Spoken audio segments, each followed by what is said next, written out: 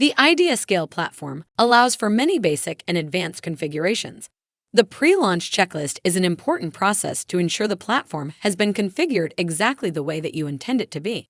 We reviewed many of these configuration settings during this basic tutorial. However, there are some that are considered advanced and will be covered in future video tutorials. We have many help articles, and of course, you are welcome to explore the platform on your own to dig into some of this advanced configuration sooner than later. We encourage you to walk through this checklist step by step and review all of the settings and configurations that you've made to ensure that end users will have the exact experience that you're expecting.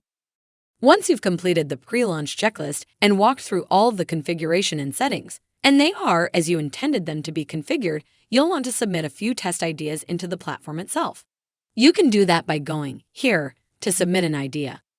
Select any of the campaigns that you've built out. Make sure that the idea submission form looks as you've intended it. Create a test idea. Add a description and complete any of the custom fields that you've created.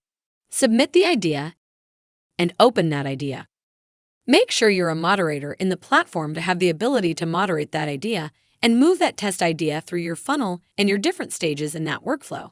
Make sure that others have permissions to complete any custom fields that you might have in those stages, and continue moving that idea through all stages to make sure that each individual stage appears as you intended as part of the pre-launch checklist.